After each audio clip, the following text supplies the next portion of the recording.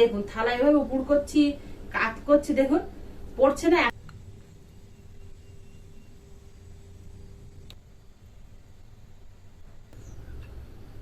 আমি গ্যারান্টি দিয়ে বলছি বন্ধুরা, এই আম সত্যি একবার খাবে সে বারবার খেতে চাইবে। নমস্কার বন্ধুরা, সুপ্রিয়া কিচেনে আবার আপনাদের সবাইকে স্বাগত জানাই। বন্ধুরা, কাঁচা আম থাকতে থাকতে কিন্তু কাঁচা আমের বিভিন্ন রেসিপি আপনারা বানিয়ে নিতে পারেন। তো আজকে আমি আপনাদের সাথে খুব সহজে কাঁচা আমের একটা আমসত্ত্ব রেসিপি শেয়ার করব।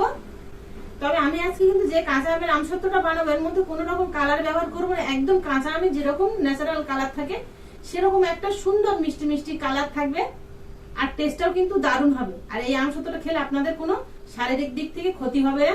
তো প্লিজ প্লিজ বন্ধুরা, আপনাদের কাছে হাত জোড় করে বলছি, আপনারা ভিডিওটা যদি আপনাদের কাছে ভালো লাগে তাহলে প্লিজ আপনারা পুরো ভিডিওটা প্রথমের থেকে শেষ পর্যন্ত দেখবেন, ভিডিওটা কেটে কেটে দেখবেন না। আশা করছি আপনাদের ভালো লাগবে। আর আমসত্ত্ব কিন্তু প্রত্যেকেই খেতে ভালোবাসি আমরা সকলে।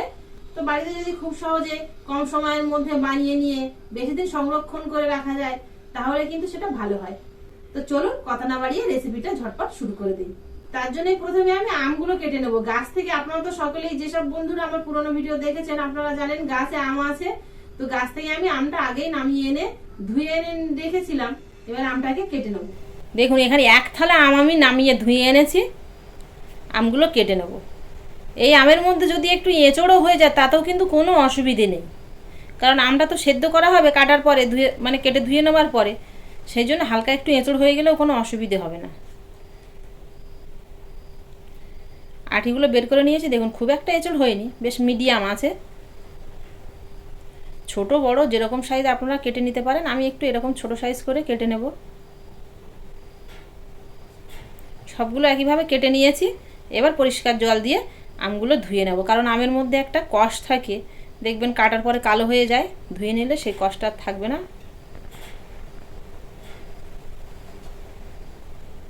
জল দিয়ে দেবো এখানে পরিমাণ মতো,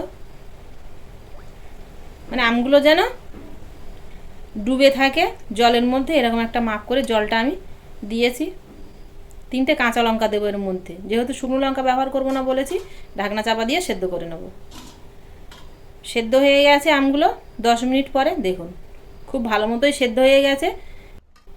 খুন্তি দিয়ে চাপ দিলে দেখুন এরকম গলে যাচ্ছে আমগুলো, সেই সঙ্গে কাঁচা লঙ্কাগুলোও সেদ্ধ হয়ে গেছে। এবার নামিয়ে নেব, আমটা ঠান্ডা করে নেব। এ সাইডে কিছু মশলা ভেজে নেব, জিরে হাফ চামচ, মৌরি হাফ চামচ আর ধনে হাফ চামচ। হালকা একটু মশলাটা গরম করে নিয়েই নামিয়ে নেব। এবার এখানে আমি আর বাটির সাহায্যে গালিয়ে নেব। ঠান্ডা হয়ে গেছে আমটা, আপনারা হাতের কাছে যেটা পাবেন সেটা দিয়ে কিন্তু গালিয়ে নিতে পারেন, খুব সহজেই গলে যাবে। এমনি সেদ্ধ হয়ে গেছে পুরোপুরি আম। সব আম গালিয়ে নিয়েছি। এবার একটা থালা নিয়েছি আর ছাঁকনির সাহায্যে আমগুলো ছেঁকে আমি নদাটা বের করে নেব। এভাবে ছেঁকে নিলে ছিবড়ে বা ঝালের যে খোসা থাকবে না সেগুলো কিন্তু এই ছাঁকনির মধ্যে থেকে যাবে।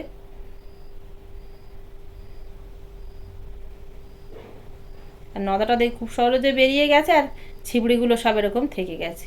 এগুলো ফেলে দেবো আর একইভাবে সবগুলো ছেঁকে নেব।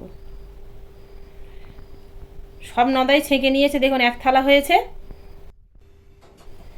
এবার আমের নদাগুলো কড়ার মধ্যে দিয়ে দেবো।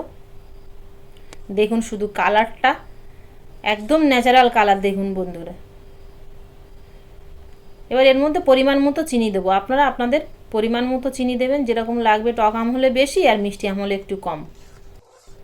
তবে আম সত্ত্বে চিনিটা একটু কম দিলেই ভালো হয়। কিছুক্ষণ আমের নদাটা জ্বালিয়ে নেব। বেশ খানিকক্ষণ জাল করার পরে কি করে বুঝবেন যে এটা হয়ে গেছে, একটা খুন্তিতে তুলে নিয়ে এইভাবে নিচের দিকে ছাড়লে দেখুন পুরোটা পড়বে না, কিছুটা খুন্তির গায়ে এরকম পুরো হয়ে লেগে থাকবে, তার মানে হয়ে গেছে। এবার নামিয়ে নেব। নামিয়ে নেবে যে মশলাটা আমি গুঁড়ো করে রেখেছিলাম ভেজে, সেটা এর মধ্যে দিয়ে দেবো। এটা অপশনাল, আপনারা চাইলে নাও দিতে পারেন। তো মিশিয়ে নেব, দিয়ে আমি এবার পাত্রে ঢেলে নেব। দেখুন খুব ঘন না আবার খুব কিন্তু হালকা না, বেশ এরকম মিডিয়াম হয়েছে। এবার এইভাবে নাড়া দিলেই সব সাইডে চলে যাবে। দেখুন সব সাইডে কিন্তু সমান হয়ে গেছে। এবার এটাকে আমি রৌদ্রে দেব। এখন যা রৌদ্র পড়ছে তার 2-3টে রৌদ্রে কিন্তু শুকিয়ে গেছে। আর দেখুন থালা এভাবে উপর করছি, কাট করছি, দেখুন পড়ছে না, এত সুন্দরভাবে থালার সঙ্গে এঁটে গেছে। থালার কানা দিয়ে এভাবে ছুরির সাহায্যে একটু ছাড়িয়ে নেই। দেখুন কতটা সুন্দর উঠে আসছে। দেখুন পুরোপুরি কিন্তু এরকম হাতে তুলে নিয়েছি, কোথাও কিন্তু ফাটেনি বা কিচ্ছু হয়নি। কেটে নেব।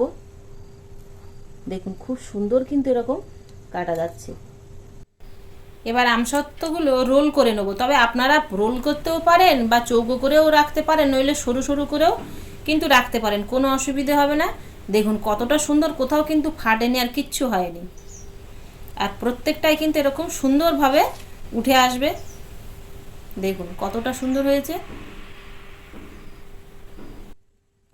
সবগুলো একইভাবে রোল পাকিয়ে নেব।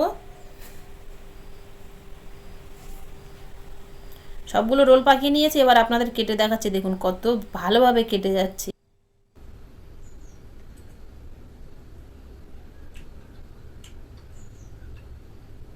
আমি গ্যারান্টি দিয়ে বলছি বন্ধুরা, এই আমসত্ত্ব একবার খাবে সে বারবার খেতে চাইবে। আর আমি সম্পূর্ণ কিন্তু ন্যাচারাল কালার ভাবেই বানিয়েছি, এর মধ্যে কোনো লঙ্কার গুঁড়ো ব্যবহার করিনি বা আমের কাঁচা কালার আনার জন্য ফুড কালারও ব্যবহার করিনি।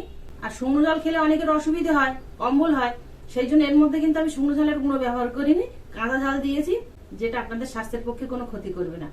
আর এটা যে এতটা টেস্টি হয়েছে তা কি বলবো বন্ধুরা, আপনারা অবশ্যই বাড়িতে এইভাবে বানিয়ে খেয়ে দেখবেন, আশা করছি আপনাদের ভালো লাগবে। আর প্লিজ প্লিজ বন্ধুরা, ভালো লাগলে আপনাদের বন্ধুদের কাছে শেয়ার করবেন আর লাইক করতে ভুল করবেন না। আপনারাও তো দেখছেন, সেই সঙ্গে আপনাদের বন্ধু বান্ধব যারা আছে সকলে দেখবে, ওনারাও বাড়িতে বানাতে পারবেন এরকম টেস্টি টেস্টি আমসত্ত্ব। আর কেমন হলো অবশ্যই কমেন্টে জানাবেন। আবারও দেখা হবে আপনাদের সাথে পরবর্তী নতুন কোনো ভিডিওতে। ততক্ষণ আপনারা সবাই ভালো থাকবেন ও সুস্থ থাকবেন।